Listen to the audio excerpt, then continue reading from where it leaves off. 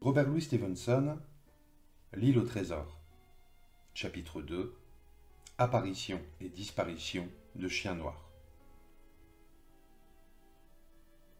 Peu de temps après cette scène eut lieu le premier des mystérieux événements qui nous débarrassèrent du capitaine, mais non pas, comme vous le verrez, de ses affaires.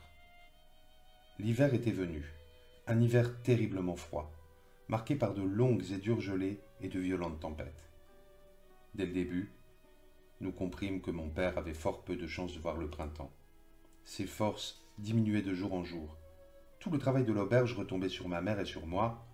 Nous avions donc bien assez de besogne sans consacrer beaucoup d'attention à notre désagréable pensionnaire. C'était un matin de janvier, de très bonne heure, un matin de froid mordant. Une couche de givre grisâtre recouvrait la crique. Le flot clapotait doucement sur les galets, le soleil encore bas effleurait le sommet des collines et brillait au loin sur la mer. Le capitaine, levé plus tôt que de coutume, s'était mis en route vers la grève, son coutelas oscillant sous les larges basques de son vieil habit bleu, sa longue vue en cuivre sous le bras, son tricorne incliné sur la nuque.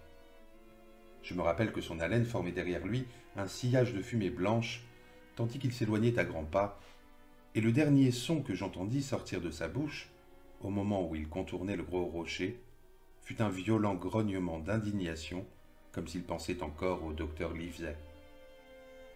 Ma mère se trouvait en haut, au chevet de mon père.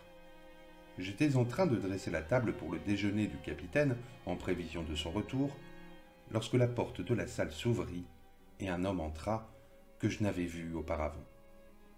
Il était d'une pâleur livide, 2 doigts manquaient à sa main gauche, et malgré le coutelas qu'il portait, il n'avait pas l'air très batailleur.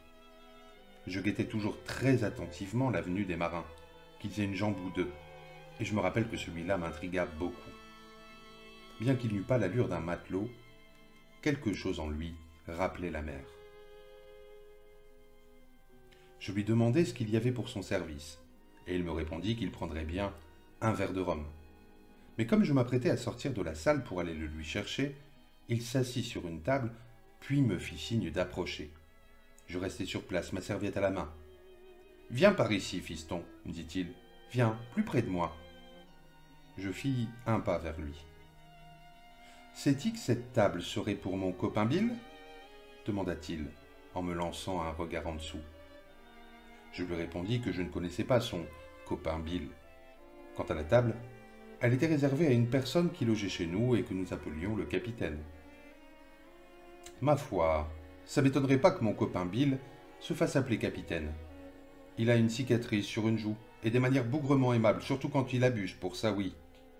Disons donc, histoire de causer, que ton capitaine a une cicatrice sur une joue et disons, si tu veux, que c'est la joue droite. Ah, tu vois, je m'étais pas trompé. Alors, sais-tu que mon copain Bill serait dans la maison ? Je lui répondis qu'il était parti se promener. De quel côté, fiston ? De quel côté ? Je lui montrai le rocher, lui dis quand et comment le capitaine reviendrait, selon toute probabilité, et répondit à quelques autres questions. « Ah !» s'exclama-t-il enfin. « Il va être rudement content de me voir, mon copain Bill. » L'expression de son visage, pendant qu'il prononçait ces mots, était fort déplaisante, et j'avais de bonnes raisons de croire qu'il se trompait, si, toutefois, il pensait ce qu'il disait. Mais après tout, cela ne me concernait pas et, en outre, il était difficile de savoir quoi faire. L'inconnu resta à l'intérieur de l'auberge, tout près de la porte, passant la tête au dehors comme un chat en train de guetter une souris. À un moment donné, je fis quelques pas sur la route, mais il me rappela aussitôt. Comme je n'obéissais pas assez vite à son gré, son visage blême prit une expression horrible et il m'ordonna de rentrer en proférant un juron qui me fit sursauter. Dès que je fus revenu, il adopta de nouveau la même attitude, mi-railleuse, mi-caressante, me tapota l'épaule, puis déclara que j'étais un brave garçon et qu'il avait beaucoup d'affection pour moi. « J'ai un fils, qui est ton portrait tout craché, me dit-il, et j'en suis bougrement fier. Mais, pour les gars de votre âge, faut de la discipline, fiston. De la discipline, avant tout. Si t'avais bourlingué avec Bill, tu te serais pas fait dire 2 fois la même chose, fiche-trenon. C'était pas son genre à Bill. et ce n'était pas non plus le genre de ceux qui naviguaient avec lui.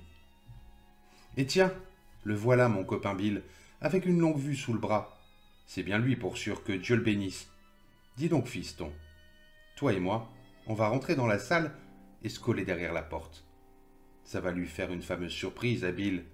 Que Dieu le bénisse, je le dirai jamais assez.